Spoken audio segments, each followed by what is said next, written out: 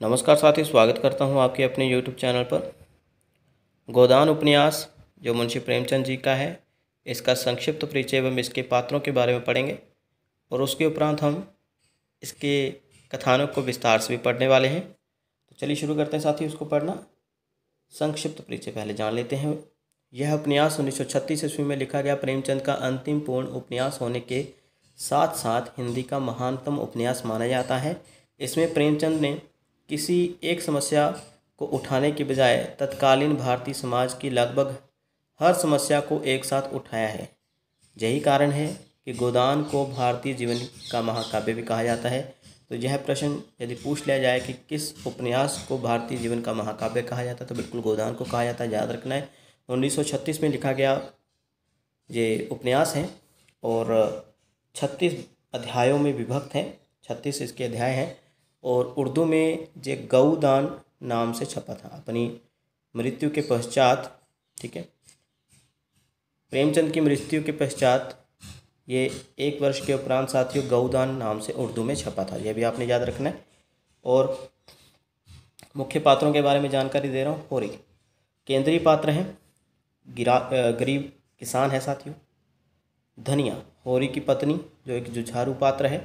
गोबर होरी का पुत्र है। सोना और रूपा होरी की पुत्रियाँ। पंडित दाता दीन एक महाजन है गांव का, ठीक है, जहां होरी रहता है उसी गांव का। पंडित माता दीन जो दाता दीन का पुत्र है। याद रखना है जो सभी इंपॉर्टेंट पात्र लेकर आए हैं अभी। दुलारी सहुआइन पटेश्वरी लाल झिंगुरी सिंह ये भी पात्र हैं। झुनिया, ठीक है, ये भी पात्र हैं। सिलिया भोला नोहरी हीरा पुनिया शोभा। आगे जो पात्र हैं राय साहब और उनकी बेटी मीनाक्षी। अभी जो पात्र आ रहे साथी ये शहरी पात्र हैं, ठीक है। डॉक्टर मेहता जो कि दर्शन शास्त्र यानी फिलोसफी के विद्वान हैं, प्रोफेसर हैं। मिस मालती आधुनिक स्त्री डॉक्टर हैं। सरोज मालती की बहन है। मिस्टर खन्ना मिल मालिक और बैंकर है। गोविंदी खन्ना की पत्नी, ठीक है, खन्ना की पत्नी मिस्टर खन्ना की पत्नी आदर्श भारतीय स्त्री। और संपादक हैं ओंकारनाथ मिस्टर तनखा मिर्जा खुर्शीद। जैसा भी पात्र है साथी याद कर लीजिएगा, ठीक है। तो अभी हम इसका कथानक जो है बिल्कुल विस्तार से पढ़ने वाले हैं साथियों। संक्षिप्त परिचय यही तक था। तो चलिए साथियों अभी हम कथानक को कथा वस्तु को बिल्कुल विस्तार से पढ़ते हैं। गोदान दोहरे कथानक वाला उपन्यास है। इसमें ग्राम्य यानी गांव, ग्रामीण एवं नागर मतलब शहर जीवन शैली का वर्णन किया गया है। ये दोनों कथाएं परस्पर बहुत कम संबंध हैं, अतः यह अलग अलग इन दोनों कथाओं का सारांश प्रस्तुत किया जा रहा है। तो सबसे पहले हम ग्रामीण जीवन को पढ़ेंगे, तो उसके बाद हम नागर मतलब शहरी जीवन शैली का भी जो है पठन करेंगे। तो पहले हम ग्रामीण जीवन की त्रासदी जो कि एक होरी की कथा है उसको पढ़ लेते हैं, ठीक है। शुरू करते हैं साथियों। ग्रामीण जीवन की त्रासदी होरी की कथा। होरी लखनऊ के निकटवर्ती बेलारी गांव का किसान है। उसके पास केवल 5 बीघा जमीन थी, किंतु राय साहब अमरपाल सिंह की कृपा दृष्टि से गांव में उसका काफ़ी सम्मान था और वह महतो कहलाता था। उसका जमींदार के जहां आना जाना था। उसकी पत्नी धनिया कुछ तीखे स्वभाव की स्त्री है, जो मैंने पहले बताया, जुझारू किस्म की स्त्री, तीखे स्वभाव की स्त्री है, किंतु साथ ही वह बड़ी सहनशील और भावनामयी स्त्री भी है। पुत्र गोवर उग्र स्वभाव का विद्रोही युवक है। होरी की 2 पुत्रियां भी हैं, सोना और रूपा, जिनकी आयु क्रमशः 12 और 8 साल है। एक दिन वह राय साहब से मिलने जा रहा था तो उसकी भेंट भोला अहीर से हुई, जो गाय चराने वाला था, मतलब गाय चराने के लिए जा रहा था या गाय चराता था, ठीक है, उससे हुई। गायों को देखकर होरी के मन में गाय खरीदने की चिर संचित अभिलाषा जाग उठी। बातों ही बातों में उसने जान लिया कि भोला पत्नी के मरने के बाद अब दूसरी शादी करना चाहता है। होरी ने उसकी सगाई करने का आश्वासन दिया कि हाँ मैं तुम्हारा रिश्ता करवाऊंगा, ठीक है। साथ ही गाय खरीदने की इच्छा भी प्रकट कर दी। भोला उसे गाय देने को तैयार हो गया, किंतु जब उसे मालूम हुआ कि भोला भूसा क्रय मतलब खरीद ना कर पाने के कारण गाय बेच रहा है, तो उसका विचार बदल गया। उसने भोला से भूसा ले जाने को कहा और राय साहब से मिलने चला गया, क्योंकि वो राय साहब से मिलने जा रहा था। रास्ते में भोला टकरा गया और फिर वो वक्तव्य हुआ, ठीक है साथी। आगे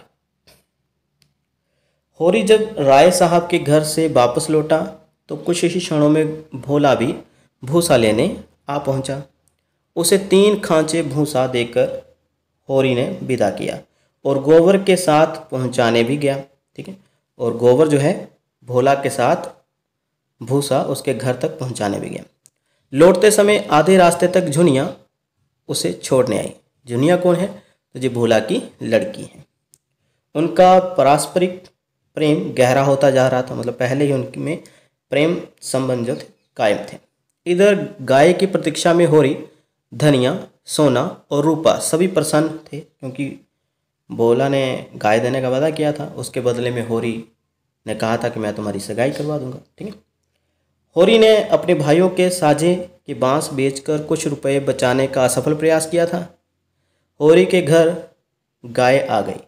होरी का परिवार फूला नहीं समा रहा था, विशेषकर होरी, क्योंकि उसकी तो आज चिर संचित अभिलाषा पूर्ण हुई। गाय बहुत सुंदर और अच्छी थी। यह समाचार सारे गांव में आग की भांति फैल गया। साथियों, आप लोग सोच रहे होंगे कि गाय ही तो खरीदी थी, कौन सा कुछ ऐसा खरीद लिया कि जो लोगों ने देखा ना हो। लेकिन साथियों, जो उस वक्त की कथा है, जिस वक्त गाय पालना और एक अच्छी गाय को पालना बहुत विशेष समझा जाता था, उसे धनी समझा जाता था, उसको उसकी बहुत रिस्पेक्ट हुआ करती थी, ठीक है। तो यह समाचार सारे गांव में फैल गया कि बहुत अच्छी गाय जो है होरी के घर आई है। आगे किंतु गाय क्या आई, होरी के दुर्दिन अपने साथ लाई। दुर्दिन मतलब बुरे दिन भी लेकर आई। भाइयों में मनमुटाव हो गया, हीरा से विशेषकर। अभी हीरा जो है जो होरी का भाई है, ठीक है, भाइयों के साथ भी होरी का मनमुटाव हो गया, क्योंकि वो उससे जलने लगे, यार इसको गाय मिल गई, अच्छी गाय मिल गई, है ना। तो हीरा जो है होरी का भाई, वो विशेषकर उससे जलने लगा, जब मनमुटाव हो गया उसके साथ ज़्यादा ही। एक दिन मौका मिलते ही रात में हीरा ने चुपचाप गाय को विष दे दिया, ठीक है। रात में ही गाय मर गई। होरी ने उसे देख लिया था विष देते हुए। जब होरी ने धनिया पर अपने संदेह की बात कही कि मुझे पता है, धनिया वाले उसकी जो पत्नी है होरी की, उस होरी ने अपनी पत्नी धनिया को कहा कि मुझे पता है ये विष किसने दिया है, मुझे संदेह है, डाउट है। तो धनिया जो है वो सत्य में आ गई। तो उसने क्या किया, तो धनिया सीधे हीरा के घर पहुंची और हीरा पर हत्या का आरोप लगाया, ठीक है।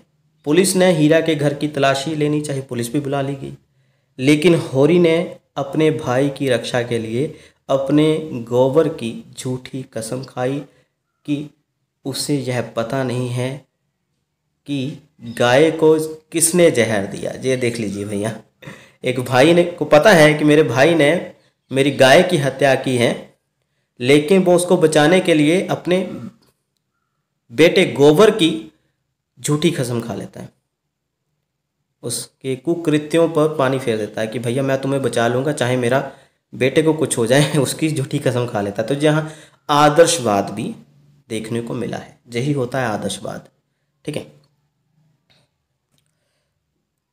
वास्तव में होरी एक बहुत ही साफ दिल का इंसान है। वो नहीं चाहता है कि उसके भाइयों पर कोई संकट आए। उसको पता है कि मेरे भाई हीरा ने मेरी गाय की हत्या की है। होरी का अपने भाई को बचाना और उसके धानों की रोपाई करना भाईचारे का संकेत है। जब होरी अपने मतलब भाई को बचाता है, लेकिन हीरा जो है वो कहीं ना कहीं उसको गलानी होती है, वो भाग जाता है घर से, तो उसके पीछे घर पर उसकी पत्नी रह जाती है। उसकी जो गांव में फसल है, मतलब खेतों में फसल है, वो भी खड़ी है, तो उसके धानों की रुपाई भी वो खुद करता है, बहुत मेहनती है। तो उसके घर की देखभाल भी करता है। जिस भाई ने जिस भाई हीरा ने उसकी गाय की हत्या की, होरी की गाय की हत्या की, अब होरी क्या कर रहा है, फिर भी अपना भाई कर्तव्य निभा रहा है।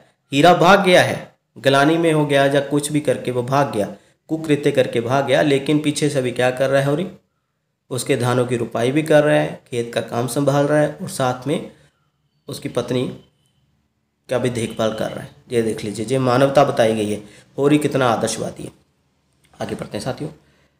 हीरा घर से भाग गया था, उसकी पत्नी पुनिया, याद रखिएगा पुनिया हीरा की पत्नी का नाम है, असहाय हो गई थी। अब होरी को पुनिया की भी चिंता होने लगी। सावन में होरी ने अपने धान की रुपाई नहीं की, लेकिन पुनिया के धानों की रुपाई समय पर कर दी। देख लीजिए, परिणाम स्वरूप होरी की फसल बहुत कम हुई। पुनिया के घर अनाज रखने की जगह ना थी।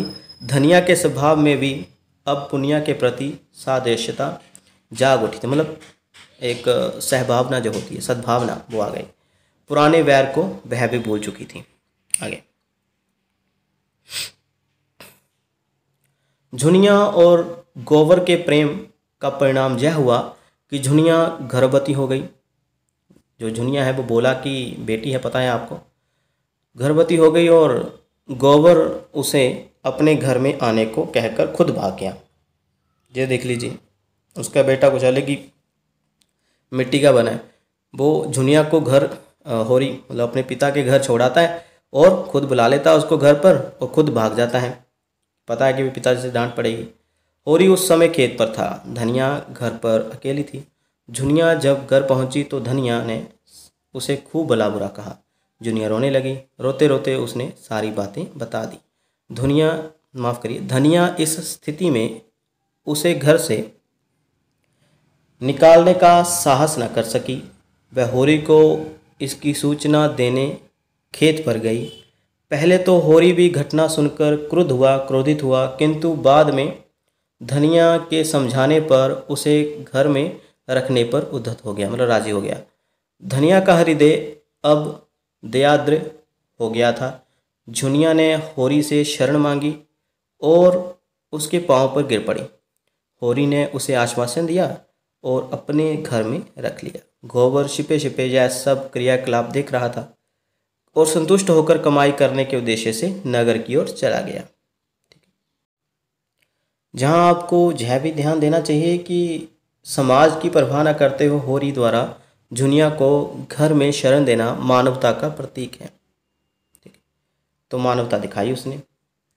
झुनिया चूंकि जाति बाहर की थी, इसलिए उसे शरण देने और बहू बनाने के प्रश्न पर गांव वालों ने होरी का बहिष्कार कर दिया। ऐसा होता था तभी। उसका हुक्का पानी बंद कर दिया। एक दिन झुनिया को लेकर दातादीन और धनिया में वाद विवाद हो गया। दातादीन जो है महाजन है गांव के, तो अभी करता धरता वही है गांव के। ठीक है, फिर दातादीन ने गांव के कुछ प्रमुखों को इस पक्ष में कर लिया कि होरी पर 100 रुपये का दंड और 30 मन अनाज का दंड लगाया जाए। यही हुआ।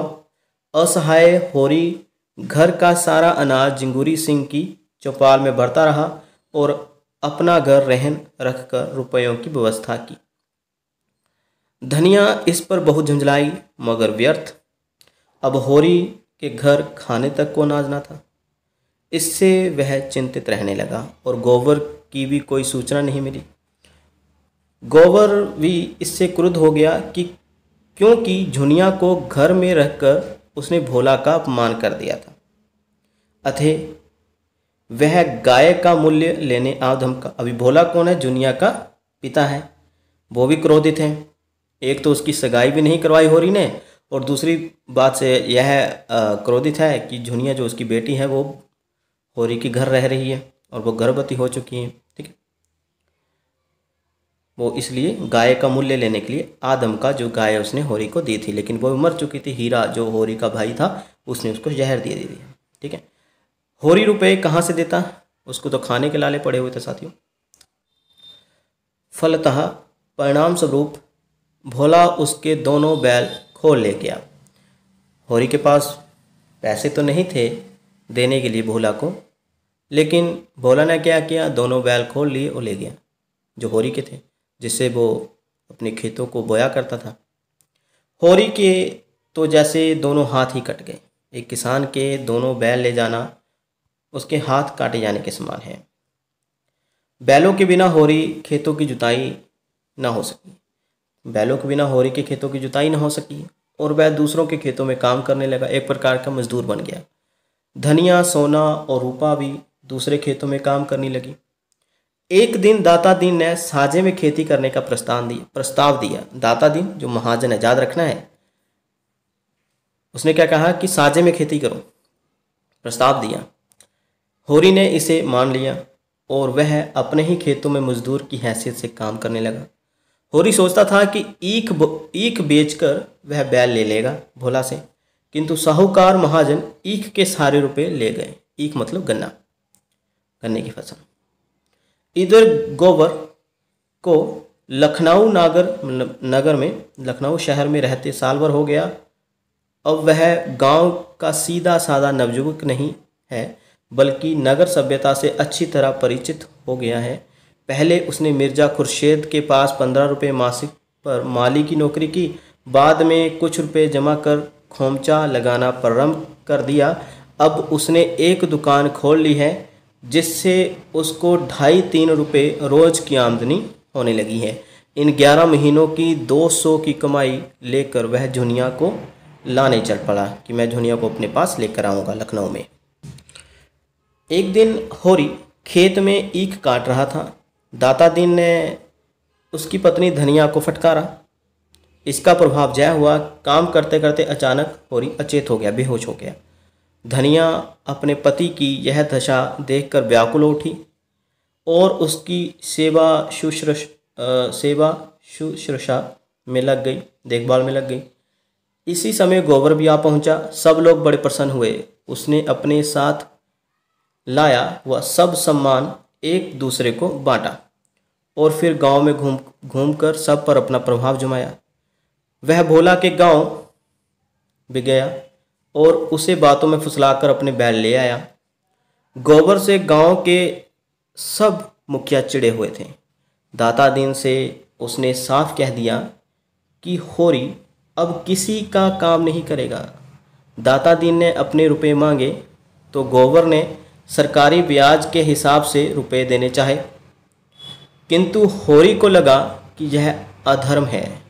दोनों बाप बेटे में मनमुटाव हो गया और वह जुनिया तथा छोटे पुत्र, जो भी जुनिया का पुत्र हो चुका है, ठीक है, छोटे पुत्र को लेकर लखनऊ लौट गया। जुनिया को भी साथ में ले गया, ठीक है। आगे बढ़ते हैं।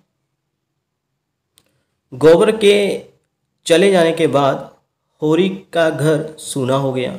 उधर गांव में दाता दीन के पुत्र माता दीन ने सिलिया चमारिन को रखेल के रूप में रखा था। एक दिन माता दीन, सिलिया, दाता दीन और होरी आदि खेत में अनाज ओसा रहे थे। तभी सिलिया के माँ बाप और दोनों भाई अपनी बिरादरी के साथ वहां पहुंचे। उन्होंने माता दीन का जनेऊ तोड़ डाला और उसके मुंह में हड्डी डाल दी। सिलिया को वे लोग ले जाना चाहते थे, किंतु बहुत मार खाने पर भी वह उनके साथ नहीं गई, तो वो दाता दीन के बेटे माता दीन के साथ ही रही। इससे माता दीन के धर्मभ्रष्ट होने के बाद सारे गांव में फैल गई कि उसके मुंह में हड्डी डाल दी है, ठीक है। धर्मभ्रष्ट हो गए, महाजन मतलब ब्राह्मण थे। दाता दीन ने माता दीन को समझाया कि वह सिलिया का साथ छोड़ दे,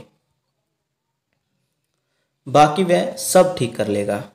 माता दीन ने सिलिया को बुरा भला कहा तो विवश होकर सिलिया होरी की शरण में आई, ठीक है। तो माता दीन ने सिलिया को क्या कहा, बुरा भला कह दिया कि जा जहाँ जाना चाहती है। तो वो क्या हुआ, विवश होकर फिर मजबूर होकर होरी के जहाँ आ गई और उसी के जहाँ रहने लगी, ठीक है। अभी देख लीजिए, होरी का तो दिल ही बहुत बड़ा है, आदर्शवादी है, वो एक किस्म का गौ बंदा है। आगे की कथा साथियों इस प्रकार से है। अब होरी को अपनी लड़की सोना के विवाह की चिंता होने लगी, क्योंकि गांव के मन चले लड़के उसका पीछा करने लगे थे। होरी के सुनारी गांव के एक धनी किसान गौरी महतो के लड़के मथुरा से उस सोना का विवाह करना निश्चित किया गया, ठीक है। तो गौरी महतो के लड़के का नाम मथुरा था। सोना और सिलिया के प्रयास से दहेज की समस्या नहीं रही। इस प्रकार बिना किसी कठिनाई से सोना का विवाह संपन्न हुआ। भोला ने अपना दूसरा विवाह कर लिया था, किंतु इससे उसके घर में झगड़ा इतना बड़ा कि बेटों ने उसे पीटकर घर से बाहर निकाल दिया। भोला, ठीक है, भोला और उसकी पत्नी नोहरी, पत्नी का नाम, भोला की पत्नी का नाम नोहरी है, ठीक है। तो दोनों ने शरण जो है, भोला और उसकी पत्नी नोहरी ने शरण नौखेराम के जहाँ ली, जो कि एक गांव का ही एक बंदा है, ठीक है। नौखेराम ने नोहरी पर अपना अधिकार कर लिया। ये भी देख लीजिए, एक अलग कथा है कि भोला की शादी हुई दूसरी, लेकिन उसकी पत्नी पर जो है नौखेराम जो है कब्जा कर लेता है, अधिकार कर लेता है एक प्रकार से। तो यह भी कथा है। भोला इतना दुर्बल हृदय था कि ना वह वहाँ रह सकता था, ना कहीं जा सकता था। फलतः परिणाम से वह नौकर की भांति वहाँ रहने लगा। इधर पटेश्वरी की चाल में आकर मगरू शाह ने होरी पर डिग्री कर दी और उसका ईख नीलाम हो गया। गोबर जब लखनऊ पहुंचा तो उसने देखा कि जहां पर वह खोमचा लगाता था वहां पर किसी दूसरे ने अधिकार कर लिया है। विवश होकर उसने खन्ना की चीनी मिल में नौकरी कर ली। दुनिया से भी वह विरक्त सा रहने लगा। दोनों में मनमुटाव इतना बड़ा कि गोबर ने एक दिन उसे पीट भी डाला। गोबर शराब भी पीने लगा था। बच्चे की उचित देखभाल न होने के कारण एक दिन वह मर गया, उसका बच्चा मर गया। उधर खन्ना की मिल में मजदूरों ने वेतन के प्रश्न पर हड़ताल कर दी। दंगे में गोबर बुरी तरह मार खा बैठा। उसे अस्पताल पहुंचाया गया। उसकी इस शोचनीय दशा को देखकर दुनिया बहुत द्रवित हुई, भावुक हुई। गोबर अचेत पड़ा था, बेहोश पड़ा था। उस समय दुनिया ने अपने प्राणों से भी बढ़कर उसकी सेवा की। इधर उसे बच्चा हो गया। चूहिया नाम की एक पड़ोसी ने उस बच्चे की बड़ी देख रेख की, ठीक है। तभी एक दिन जब गोबर काम की तलाश में था, उसे मालती मिल गई। उसने गोबर को अपने घर में माली के रूप में रख लिया। झुनिया भी वहीं रहने लगी। उन्हीं दिनों गोबर के बच्चे को चेचक निकल आए। मालती के प्रयासों से बच्चा जल्दी ठीक हो गया। होरी अपने जीवन के दिन किसी तरह पूरे कर रहा था। जीवन में अनेक संकट सहे, बदनामी सही, भूखे रहे केवल इसलिए कि उसकी परंपरागत कुछ बीघे जमीन बच जाए। 3 साल से वह लगान न दे सका। नौखेराम ने उस पर बेदखली का दावा कर दिया। कहीं से रुपए उधार मिलने की आशा नहीं रही। इसी समय दाता दीन ने आकर उसे एक उपाय सुझाया। होरी की छोटी लड़की रूपा का विवाह नहीं हुआ था। उसने उसका विवाह बूढ़े राम सेवक महतो से करने की सलाह दी। किसने? दाता दीन ने। होरी ने उसकी सलाह सुनकर गलानी और अपमान से अपना मस्तक झुका लिया। झुकाएगी ना, झुकाएगा आप। वो एक बाप है और उसकी बेटी की शादी एक बूढ़े इंसान से हो, या कोई व्यक्ति ऐसी सलाह दे कि बूढ़े इंसान से, राम सेवक जैसे बूढ़े इंसान से उसका विवाह कर दिया जाए, तो वो अपमान समझेगा। धनाभाव ने उसको लड़की बेचने को विवश कर दिया। धन का अभाव था, उसने अपनी लड़की को बेच दिया, ठीक है। मतलब एक प्रकार से बेचना ही हुआ। चाहे वो विवाह बूढ़े व्यक्ति से कर रहा था, लेकिन वो पैसे के कारण कर रहा था। उसका आदर्शवाद एक ही झोंके में तिनके के समान उड़ गया। वह रूपा का विवाह राम सेवक से करने को तैयार हो गया। धनिया ने भी दुखी मन से दाता दीन के प्रस्ताव को मान लिया। विवाह का एक दिन नियत कर दिया। दाता दीन ने विवाह हेतु 200 रुपये दिए। होरी ने अपनी ज़मीन को बेदखली से बचा लिया। विवशता मनुष्य से क्या नहीं करवा लेती है। आगे साथियों एक नोट भी पढ़ने लायक है, पढ़ते हैं ऐसे। गोबर भी रूपा के विवाह में आया। रूपा जो गोबर की छोटी बहन थी। गोबर ने माता पिता की शोचनीय दशा देखी तो उसे बहुत दुख हुआ होगा ही। उसने होरी को आश्वासन दिया कि अब होरी को काम करने की आवश्यकता नहीं है, वह हर महीने कुछ रुपए भेज देगा। वह लखनऊ चला गया, किंतु झुनिया को धनिया ने जाने नहीं दिया। होरी और धनिया गोबर के व्यवहार से संतुष्ट व प्रसन्न थे। अब उन्हें अपने उज्जवल भविष्य का कुछ कुछ आभास होने लगा था। आगे, रूपा अपनी ससुराल में सुखी थी, उसे वहाँ किसी चीज़ की कमी नहीं थी। वह बूढ़े पति को पाकर भी प्रसन्न थी और अपने मन ही मन प्रसन्न रहती थी। राम सेवक भी उसको पाकर प्रसन्न है। वह हर समय उसकी प्रत्येक इच्छा को पूरे करने में उद्यत रहता है।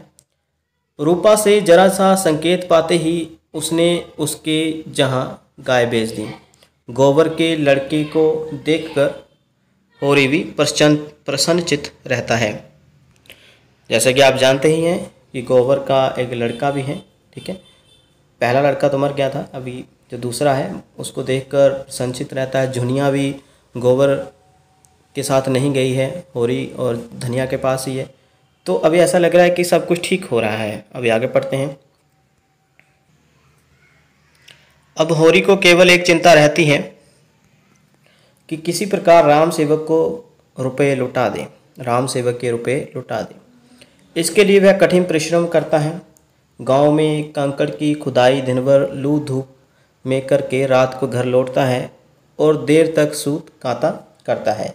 इसी बीच एक दिन अकस्मात मतलब अचानक हीरा घर लौट आता है और होरी से अपने दुष्कृत्य के लिए क्षमा याचना करता है। सहृदय होरी उसे गले लगा लेता है और आत्म विभोर हो उठता है। राम सेवक से रुपए उधार लेते समय जिस पराजय का बोध उसे हुआ था, हीरा के आ जाने से वह विजय में परिणत हो जाता है। अभी वो उसको लगता है मैं सब कुछ जीत गया है। प्रसन्नता के इस उल्लास में वह जी तोड़ मेहनत भी करता है। एक दिन दोपहर को काम करते समय लू लगने से वह चेत हो जाता है, बेहोश हो जाता है। उसके घर खबर पहुंचाई जाती है। धनिया दौड़ी आई, हीरा और शोभा भी आए। धनिया ने यह दशा देखी तो उसे अपना सुहाग लुटता हुआ दिखाई दिया। उसे होरी के चेहरे पर मृत्यु की झलक दिखाई दी। सब लोगों ने जब कहा कि गोदान का समय आ गया है तो वह विक्षिप्त सी घर में गई और 20 आने पैसे पंडित दादा दीन के हाथ में रखती हुई बोली कि घर में ना गाय है, ना बछिया, ना सूत, कताई के जही बस 20 आने पैसे हैं, यही उसका गोदान है। यह कहते ही वह पछाड़ कर गिर पड़ी और उधर होरी का प्राणनाथ हो गया, मतलब मर जाता है। तो देख लीजिए, ये एक दयनीय कथा है। तो साथियों, अभी हमने ग्रामीण चित्रण पढ़ा गोदान का। अभी हमने पढ़ना है मेहता एवं मालती से संबंध नगर की कथा। तो पढ़ते हैं साथियों। शहर की कथा है जो राय साहब अमरपाल सिंह अवध क्षेत्र के जमींदार हैं, लखनऊ में रहते हैं। होरी आदि ग्रामीण पात्र उन्हीं की रियासत में रहते हैं। वैसे राय साहब बेलारी गांव में भी रहते हैं। सैद्धांतिक रूप से राय साहब राष्ट्रवादी विचारों के हैं और सत्याग्रह आंदोलन के सिलसिले में काउंसिल की सदस्यता छोड़कर जेल यात्रा भी कर आए हैं। वे मन से अत्यंत उदार, सहिष्णु, कोमल हैं। क्योंकि जिम्मेदारी ही उनकी जीविका है, कमाने का साधन है, इसलिए व्यवहारिक दृष्टि से कठोर एवं शोषक भी हैं। तो एक प्रकार से पूंजीपति कह सकते हैं उनको, शोषक भी हैं, लेकिन कहीं ना कहीं वो अपना कर्तव्य निभाते भी हैं जब राष्ट्रवादी विचार उनमें आते हैं। धार्मिक प्रवृत्ति के कारण प्रतिवर्ष दशहरे पर धनुष यज्ञ लीला भी करवाते हैं।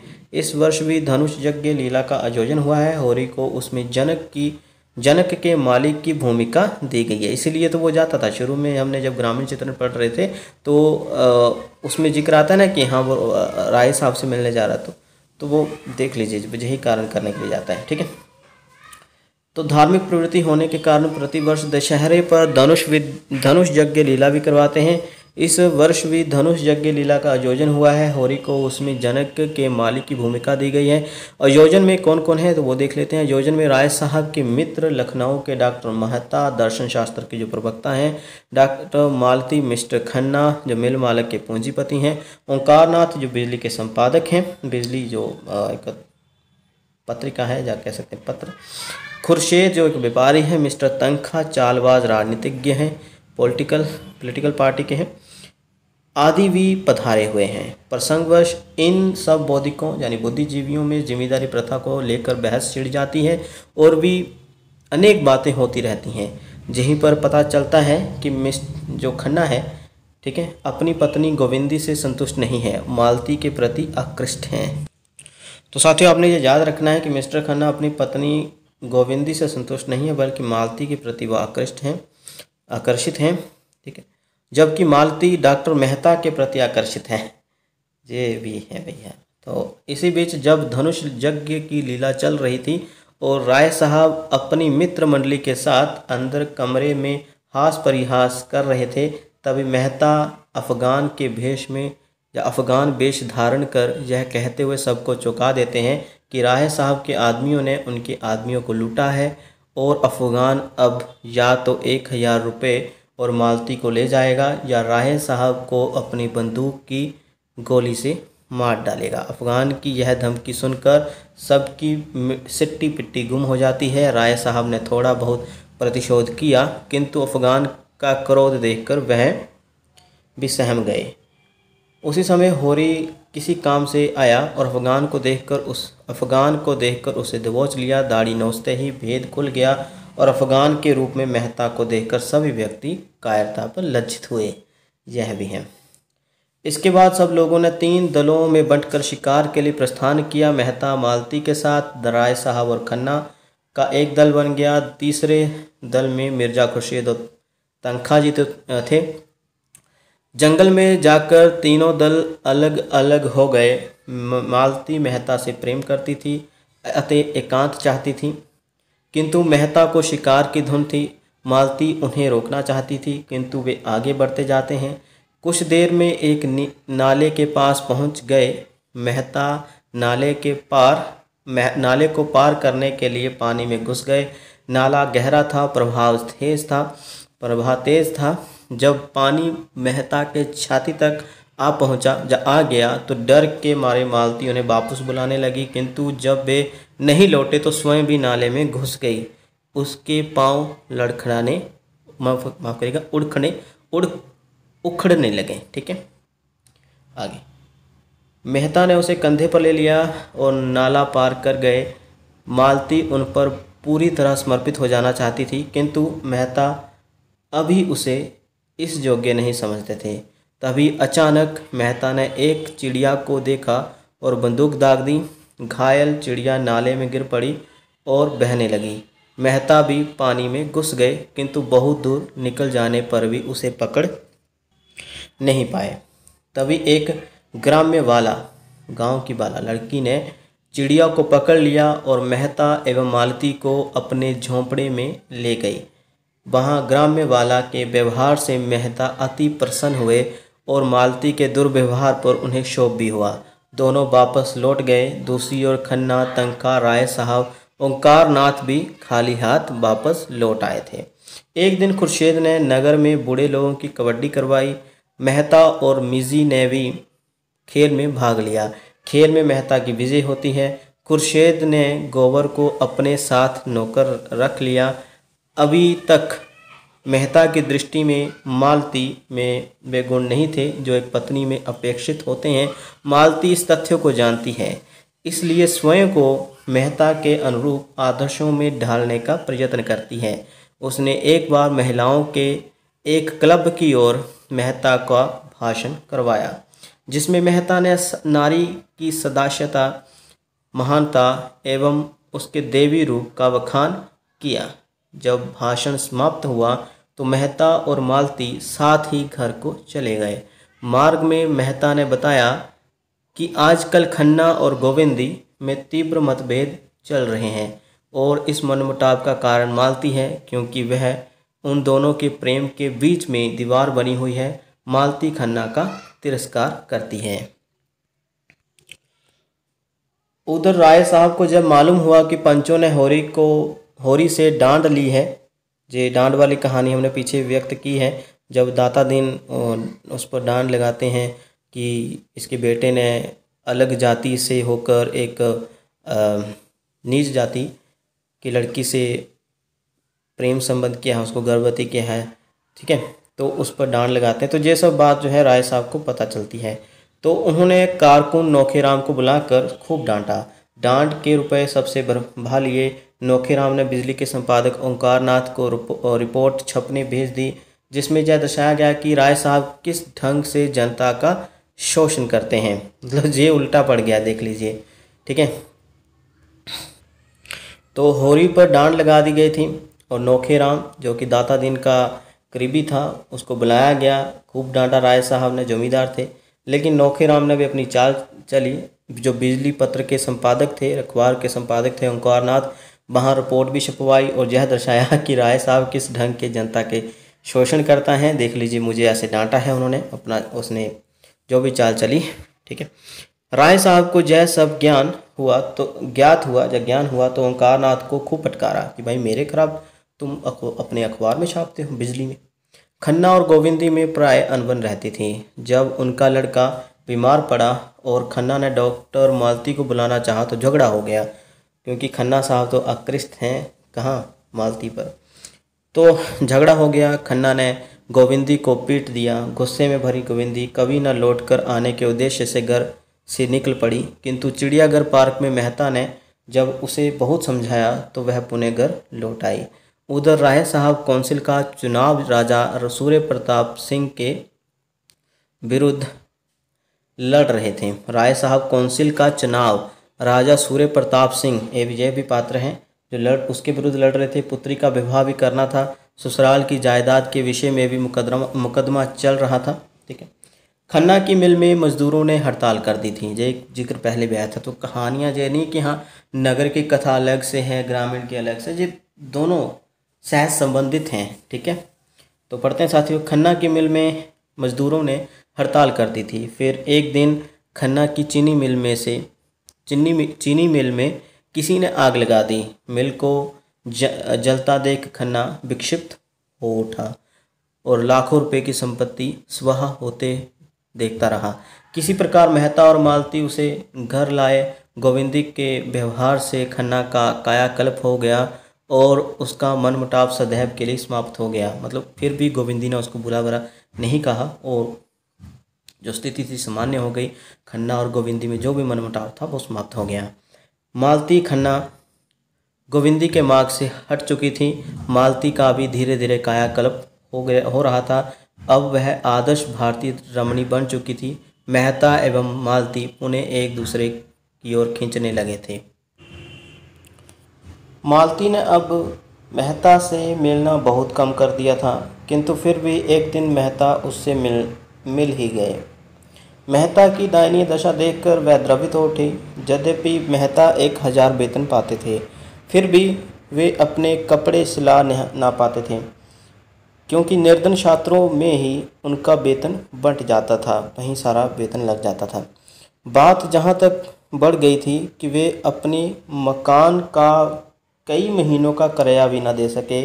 एक दिन मालती जब उसके घर पर बैठी थी तो कुर्की आई देखकर मालती ने सारा किराया भुगतान कर दिया। कुर्की मतलब जो मकान मालिक थी। ठीक है, और मेहता को अपने बंगले पर ले आई।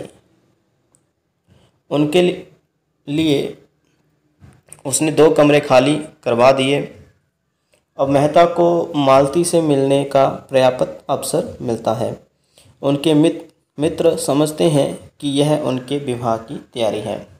एक नोट है, उसे पढ़ लेते हैं। मालती को गोबर के पुत्र की देखभाल करते देख मेहता का मालती के प्रति विचारों में परिवर्तन हो गया था।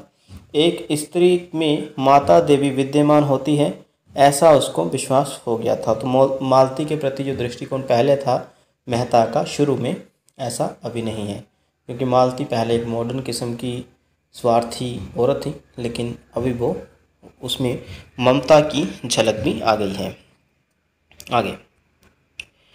आगे का पाठ है साथियों कि गोबर अब मालती के पास माली का काम करता है। वह अपनी पत्नी झुनिया और पुत्र मंगल के साथ बाग में एक छोटी सी झोंपड़ी बनाकर रहता है। मालती मंगल को बहुत प्यार करती हैं। एक दिन मालती ने देखा कि मंगल को ज्वर है, मतलब बुखार है। मालती को भय हुआ कि कहीं चेचक ना हो। मालती दिन रात उसकी तीमारदारी करने लगी और रात में भी उसे अपने पास सुलाती हैं। बच्चे को चेचक निकल आई थी। वह खुजली और पीड़ा से बेचैन होकर करुण स्वर में कहराता था और मालती की ओर दाहिनी नेत्रों से ताका करता था। अब मेहता को भी मंगल की बड़ी चिंता होने लगी थी। वह भी दिन में 2-4 बार उसको देख लिया करते थे। मालती उसे कोमल हाथों से उठाती, कंधे पर उठाकर कमरे में टहलाती और बड़े स्नेह से बहलाकर उसे दूध पिलाती। मालती का यह वात्सल्य स्नेह देखकर मेहता की दृष्टि उसे केवल रमणी ही नहीं परंतु सच्चे अर्थों में माता और देवी समझने लगी थी। इससे पूर्व जब खन्ना की पत्नी गोविंदी बीमार पड़ी तब भी वह उसकी तीमारदारी से अत्यधिक प्रभावित हुए थे, किंतु उसका यह रूप तो उनके लिए मेहता के लिए आश्चर्यजनक ही था। एक रात अचानक मंगल के रोने की आवाज़ सुनकर मेहता कमरे में आए तो देखा कि मालती बच्चे को गोद में लिए बैठी थी और बच्चा अनायास ही रो रहा था। मालती ने उसे गोद में लेकर टहलाकर मनाने और चुप कराने का प्रयत्न किया, किंतु बच्चा रोता रहा। मालती का यह वात्सल्य और मातृभाव देखकर मेहता मंत्रमुग्ध से उसे देखते रहे। उनकी आंखें सजल हो गईं। मेहता ने बच्चे को अपनी गोद में लिया और टहलाने लगे। उनकी गोद में आते ही बच्चा चुप हो गया और थोड़ी ही देर में सो भी गया।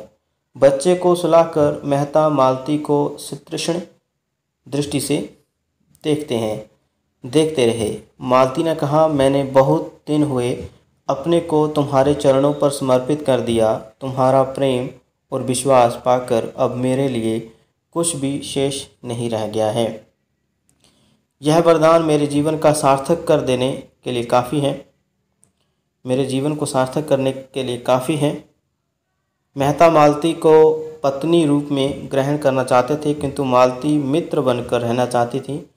दोनों इतने भावावेश में आ गए कि एक दूसरे के आलिंगन पाश में आबद्ध हो गए। तो ये कथा साथियों कि शारीरिक प्रेम जो है वही वास्तविक लक्ष्य नहीं होता है। एक आदर्श जीवन में दोस्त भी एक दूसरे के साथ रह सकते हैं, उसके लिए शारीरिक अवस्थाओं में जकड़ना अवश्य नहीं है।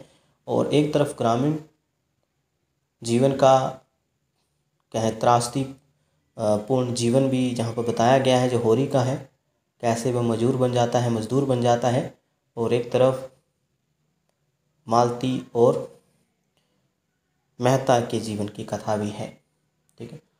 और दूसरे भाग में यानी जो नगर की कथा है उसमें राय साहब की कथा भी थी और राजा सूर्य प्रताप सिंह के साथ उनका संबंध भी था, लेकिन वो मैंने काट दिया है क्योंकि वो ज़्यादा महत्वपूर्ण नहीं लगा मुझे, लेकिन जो विशेष था वो आपको बता दिया।